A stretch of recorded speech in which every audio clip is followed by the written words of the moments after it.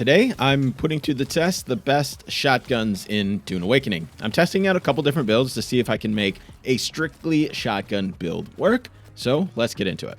When I first went into this, I wasn't exactly sure what shotgun to use. They're all seemingly so close that I knew I wouldn't get an idea unless I actually tested them all in a realistic scenario. So I brought them all with me. All the tier 6 shotguns except the Shellburster because I don't have it. Let me quickly go over the differences. The Penetrator and the Shellburster are the two regular shotguns. They're completely ineffective against tier 6 shields, but extremely powerful against unshielded enemies. The Shellburster does less damage per shot, but does more shots overall. It also has a burn effect. The Penetrator is more powerful, but has fewer shots, and it has a bleed effect. Since I didn't have the Shellburster, I relied on some other sources to see if it's worth it. So shout out to Fang Rush for his in-depth guide on weapons and skills. It's a good one. Basically, the Penetrator and Shellburster are very similar. The bleed effect is a little better than the burn, but at this level, that's not really important because these enemies are so resistant to both. It's the raw power that makes the Penetrator edge out a little bit. And it's the only one that I have anyway, so it is the one that I'm going to be using. When it comes to drill shot scatterguns, there are three options: the Ambition, Penetrator, and the Regis Burst drill shot. The Ambition does 154 damage and has 4 shots. The Penetrator does the same 154 damage and has 2 shots, but it also has a bleed effect. And the Regis Burst drill shot does 115, but it does a double shot and has 2 double shots. So you get 4 shots worth 115 each. All three are pretty similar in terms of effectiveness. For me, the Ambition wins out. The 4 shots that it has is the most beneficial thing about it. In the testing stations, when there's large mobs of enemies, it's really difficult to only have those 2 shots before you reload. These scatterguns are just not really strong enough to be able to take down an enemy in just 2 shots. So that means you'll probably have to reload multiple times before taking down just one enemy, let alone multiple. So having more shots to me is simply better. The bleed effect also, as I mentioned, is not really strong enough to justify having 2 fewer shots, at least against the tier 6 enemies. And comparing this to the Regis Burst drill shot, it doesn't have a charge up time. And that charge up time is just long enough to get you downed, because every split second is super important. And also there isn't really an advantage because between the 4 shots, the Ambition still does more overall damage. So they're all really close, but I do prefer the Ambition. If I had 3 Ambition unique schematics, I would have brought 3 Ambitions with me, but I only had the one, so I brought the other shotguns as well. And like I said, the effectiveness is so similar between them all that it's way more beneficial to have that extra firepower so that I can weapon swap when I'm out of ammo instead of reloading. It's not like they're so much worse that it's not worth bringing them. I thought it would make the most sense to stick with heavy armor, seeing as how I'll have my shield down for large amounts of time. I don't have much for tier 6 heavy armor, so this is what I went with. I'm using the tier 5 Acheronian helmet, leggings, and boots. These have slightly lower armor levels than the standard Chome heavy set, but the reason I used these instead of those ones is because I didn't want to craft it. Basically, that's it.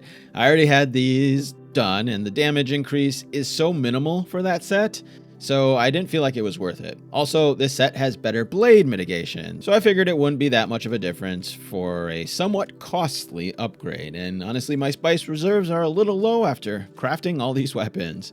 The chest plate that I'm using is the Power Harness. It has massive armor at 525, and it gives you an additional 50 power reserves.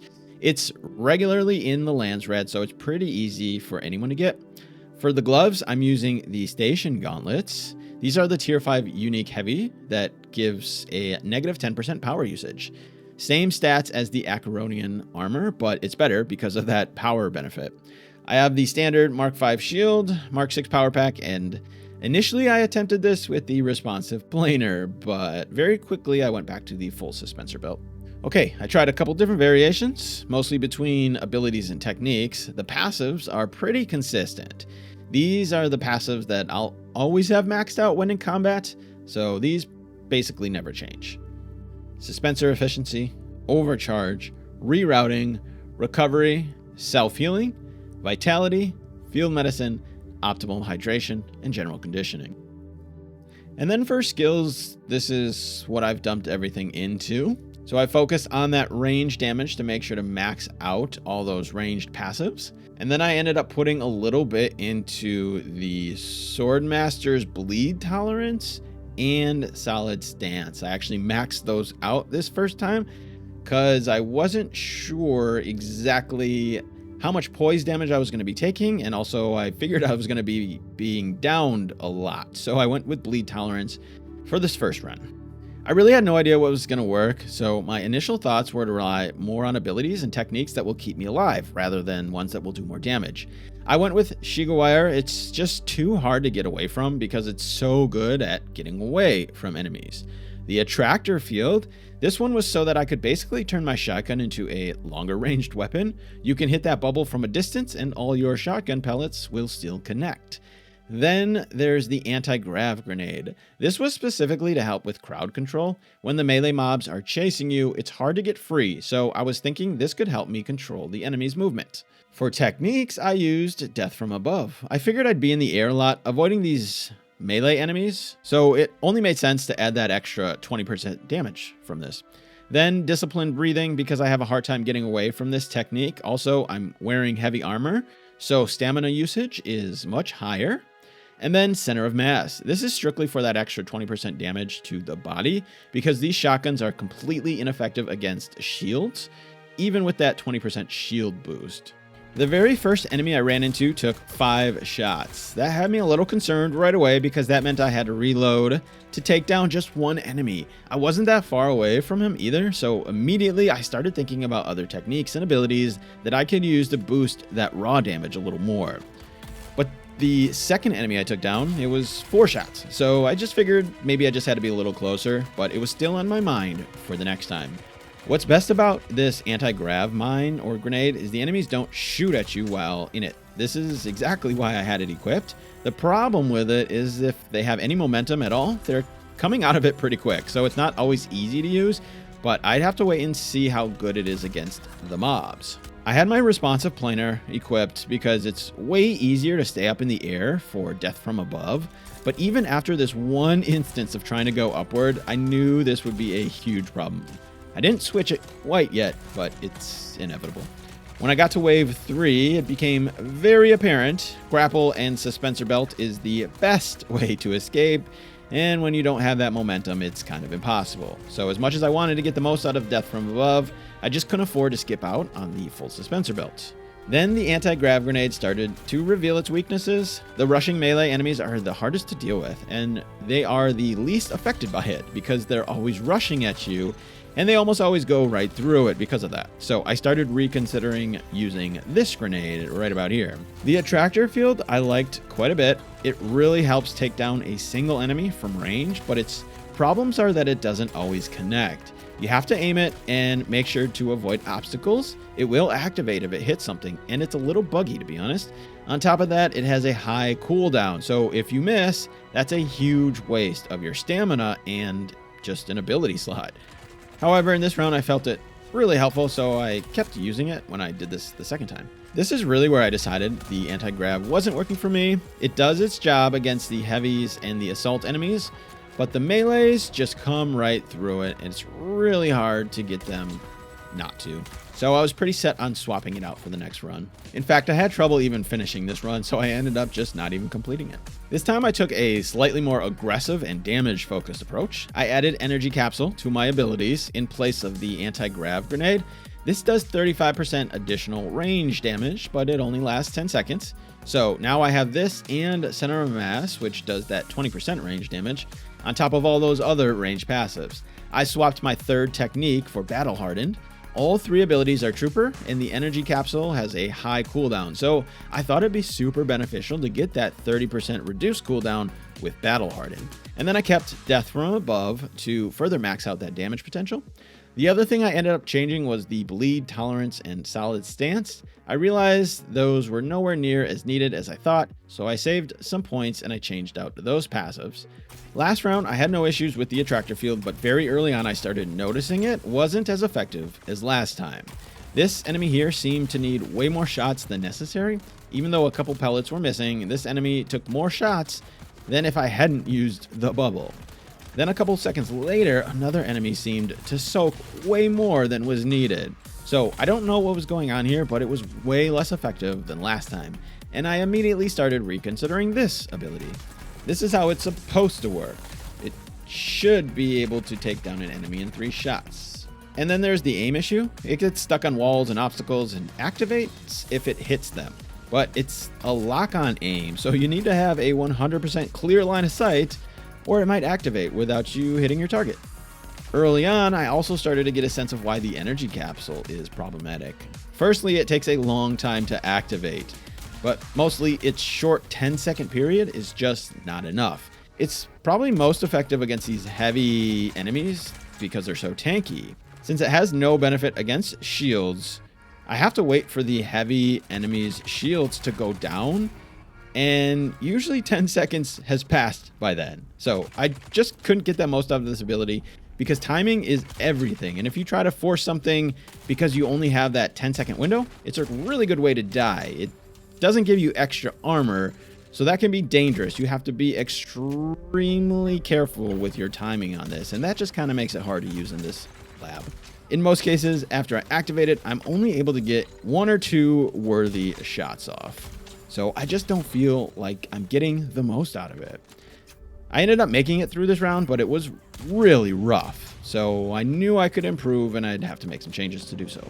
For the next run, I knew I had to refocus on things that help with crowd control. There are just too many of those rushing, fast melee enemies. For my abilities, I'm keeping the Shigga Wire, and I added a Stunner ability. Stunner only affects a single target, but it has a very long stun time.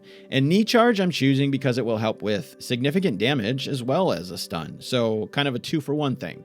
I added the Exploit Weakness ability or technique from the Mentat, which gives an additional 30% damage after an enemy is tagged. To me, this is more effective than the energy capsule because I don't have to manage the time, meaning I don't have to strategically find a split second to activate it, and I don't have to rush into using it in the limited 10-second window. This also has a 10-second timer, but it starts with your first shot, so you'll usually get that benefit in that second or third shot right away. In other words, I get more damage boosting from this than I do with the energy capsule, simply because I can't get enough shots off fast enough with the energy capsule. I kept center of mass for that additional damage, and then I added trauma recovery. Because I was taking so much damage and healing so often, and me being me, I'm still using the basic healing kit, so this should help with the abundance of healing that I have to do.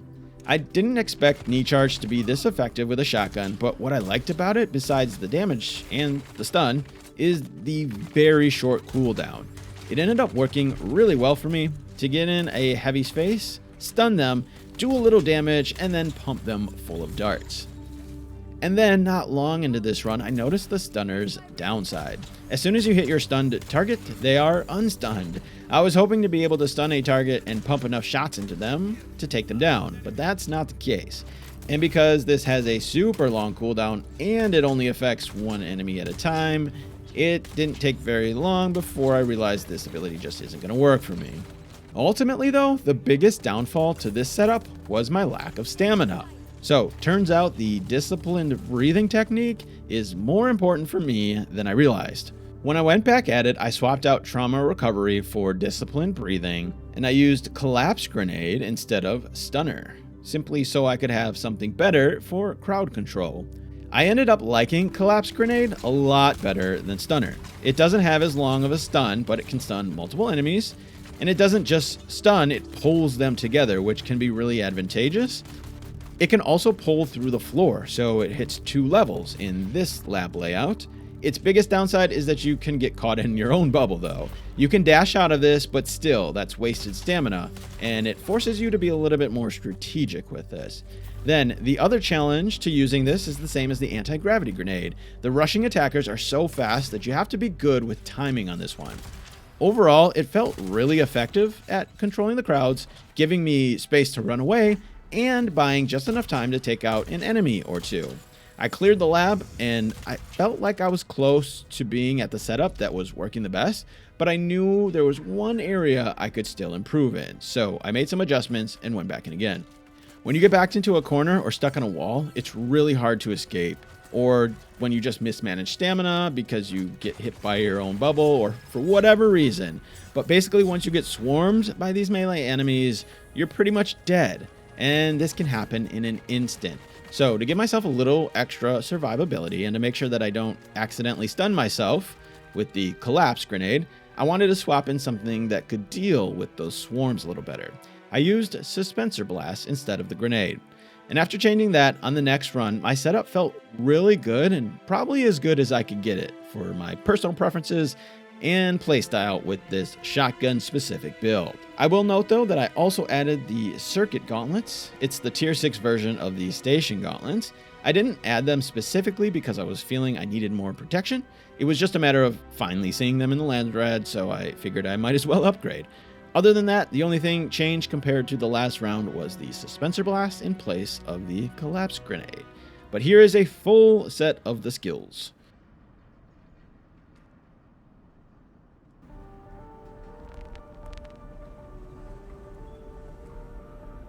I always like to start by finding that poison scout and taking him out first. I went up the stairs and this lone enemy was here, so I just got him out of the way quickly.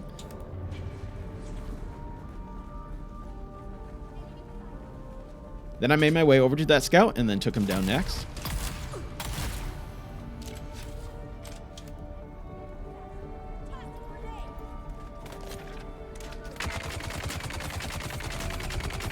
It's just the first round, and I'm aware that there's no one else up top here, so I just took my time with this heavy gunner.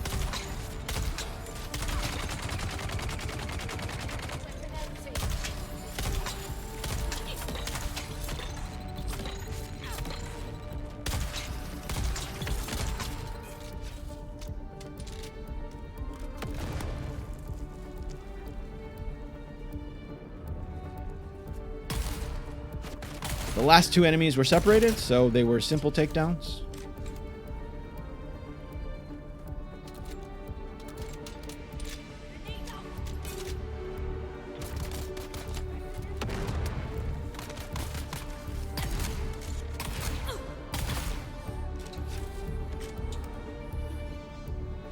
And this might be obvious, but after the round is over, it's always really important to heal all the way up and reload. With these 4 shotguns, I barely have enough time, so I always try to remember to do it immediately, or leave one guy and do all that before taking him down. I like to stand right in front of the door and get a couple shots off on the melee enemies because they're always the biggest problem. I should have been watching my back here. I got too fixated on this one guy. It's only round 2, so it wasn't a big deal. Once they were all in front of me, I just tried keeping them back like a horde of zombies.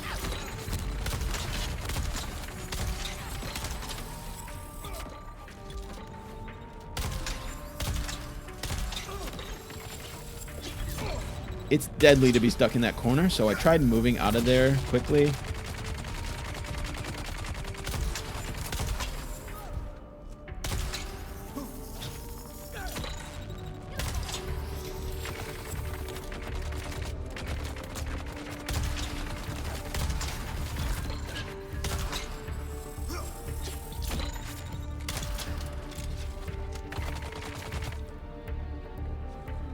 After taking a couple down, I knew I was up top alone again with the heavy, so I tried taking him on, but refocusing on the melee guy once he came up,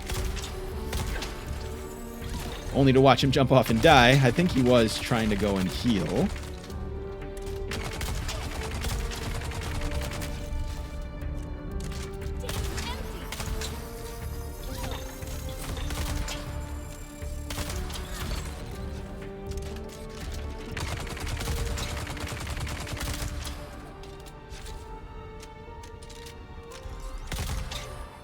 And I think this is the same guy. He ended up coming back up for revenge. Looks like he got the heal off, but not until the heavy was down. So it was an easy 1 versus 1.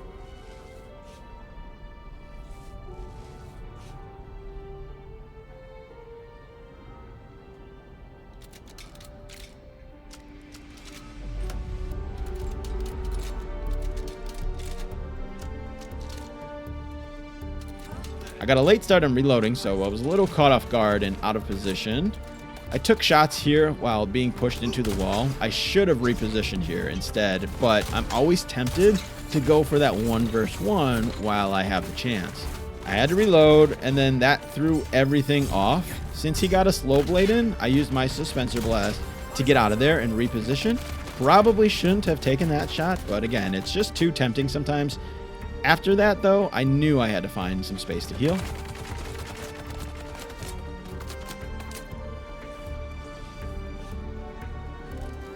And this lone enemy was up here unaware of me, so I had an opportunity to quickly take him down. Even though I still needed to heal, I knew it'd be quick, and it's a 1 versus 1.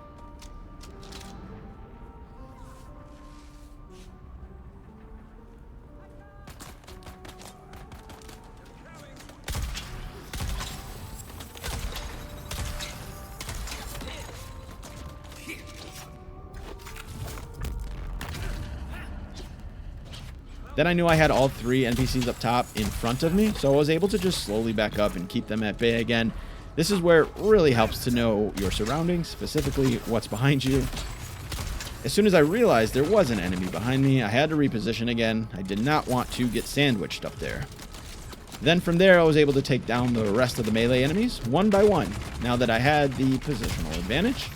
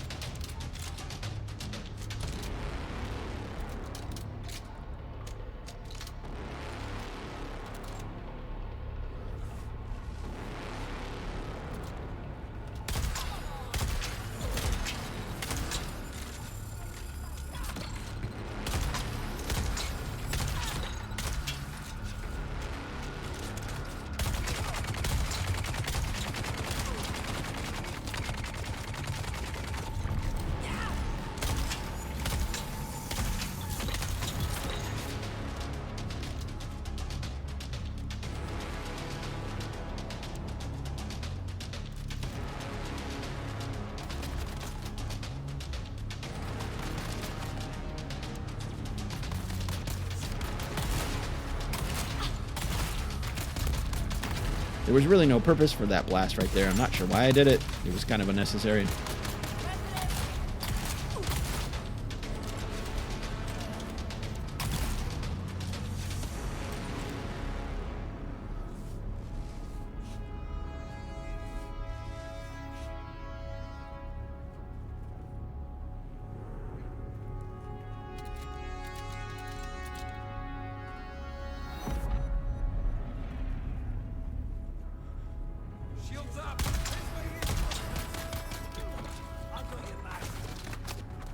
I noticed no melee enemies were rushing from the other side, so I decided to take this guy on 1 versus 1 while I had it.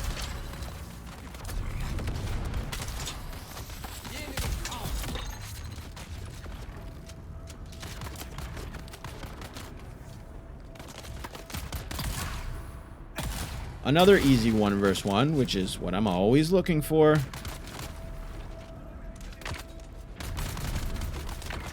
That knee charge miss actually benefited me. That was a little too dangerous up top with that heavy gunner approaching.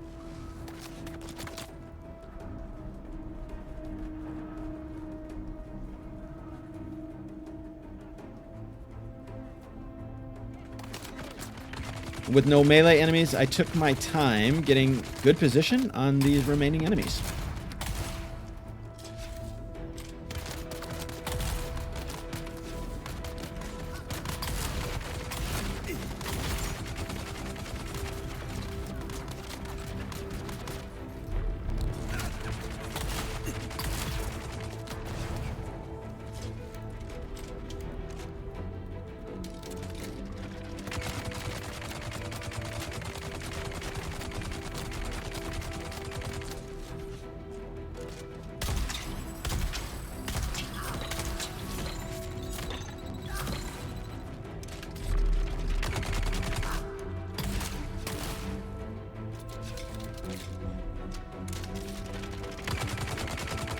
The gun was bugged here. I couldn't fire it.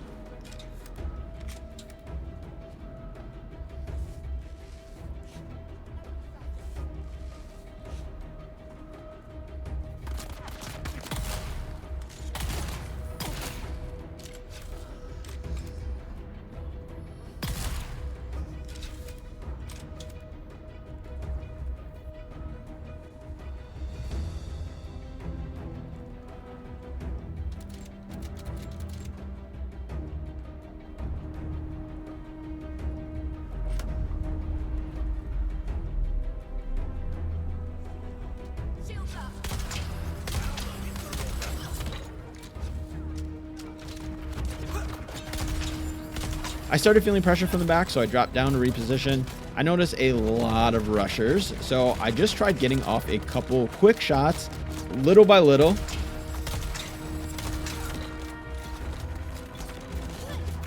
Then, just to prevent a swarm, I used my blast, and then I continued moving, trying to get those shots in again when I could.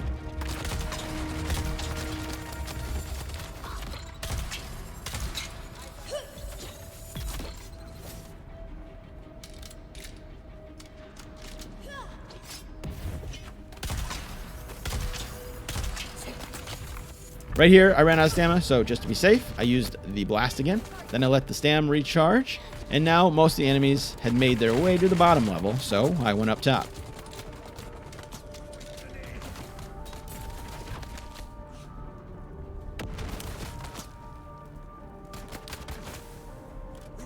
I tried to get these two assault enemies down quickly, but the rushers came up top and I had to go down. I got a little greedy and I tried to get them. Probably shouldn't have done that, but I got away with it here.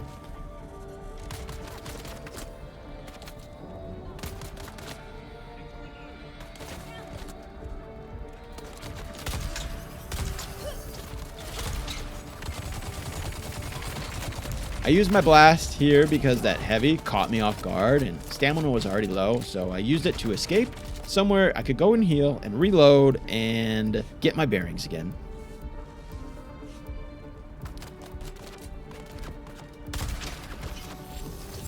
Once that rusher came up top, I tried getting those shots in immediately, and then I downed him and I had just 2 to deal with, which is a lot easier.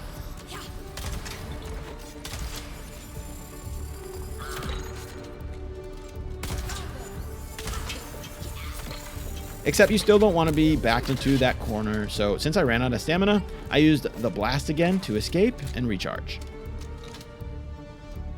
I should have waited for my stamina to recharge right here before shooting, but I got impatient, and this is exactly what happens when you are not patient.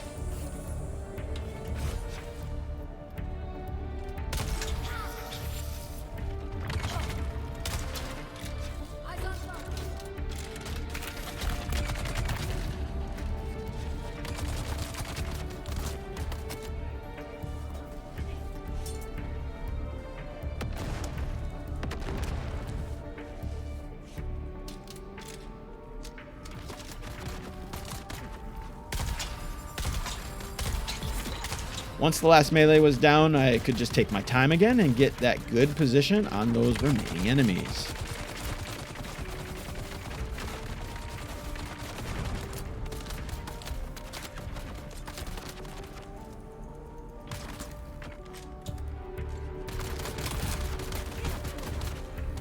There were a lot of them, and since they were all grouped up, I took a second to rethink my approach. I thought about swapping in the collapse grenade, but I was starting to get shot at as I was doing it, so I just figured that I'd go without it.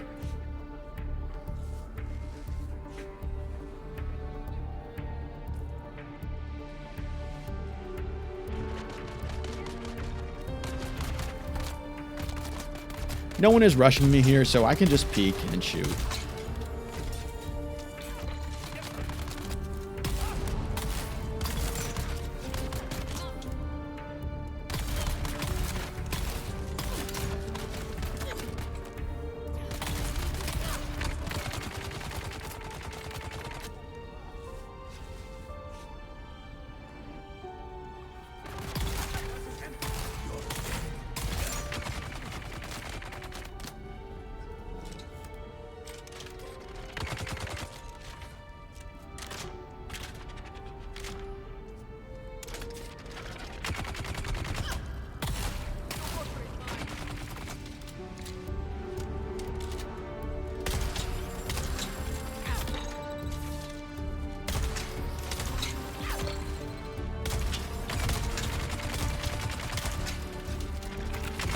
and I thought that blast would kill him, but it didn't.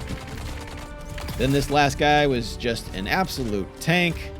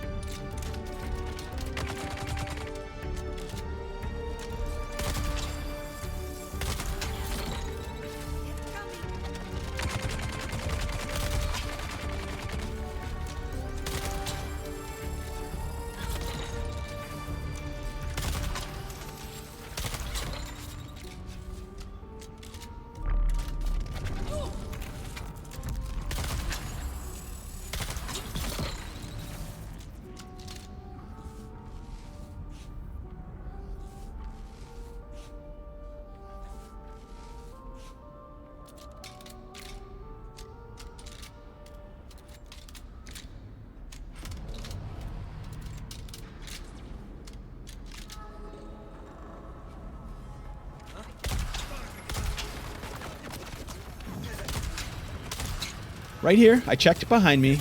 Since there was no immediate threats, I continued this 1 versus 1, except someone came out of nowhere, or someone that I missed, and then immediately tried to use my blast because I was caught off guard.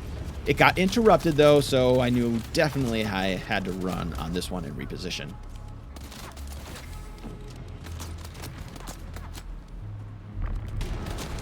Once again, I'm not full health here, but these 1 versus 1 situations, I'm always trying to take them on when I can. And as soon as the other one showed up, it was a blast and escape again to reposition so that I could get a better advantage on them. I took these 2 on because I knew I'd have a second before the rusher came up here.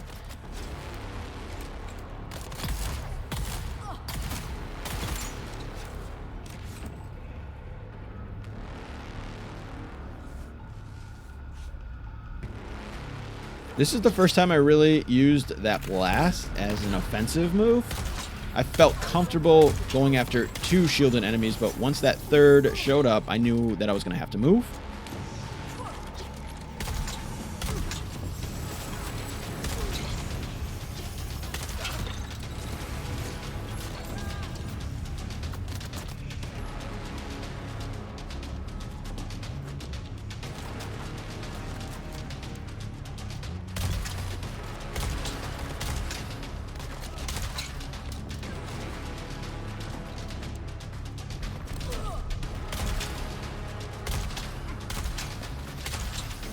And then once the melees were down, I was in the clear to slowly take down the remaining enemies 1 by 1 once again.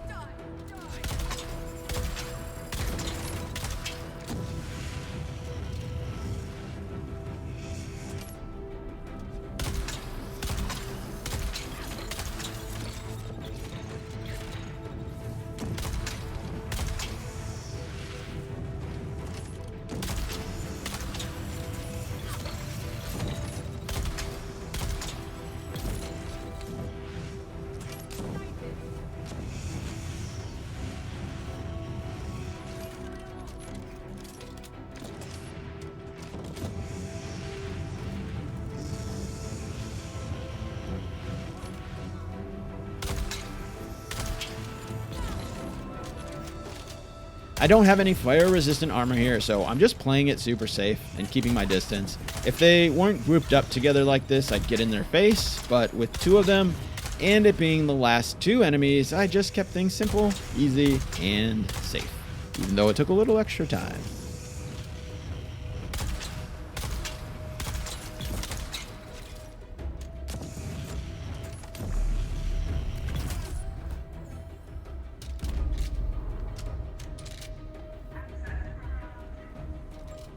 So, in conclusion, I really enjoyed this build, but it definitely had its challenges. I think a lot of the progress that I made each round was attributed to being familiar with things and just generally improving, and probably less attributed to the changing of my skills, because overall, the drill shot is just very underpowered. It just doesn't do much damage to the shielded enemies, even with all those skills boosting it. And again, since 2 out of the 3 enemies you're facing are shielded, that's kind of a problem.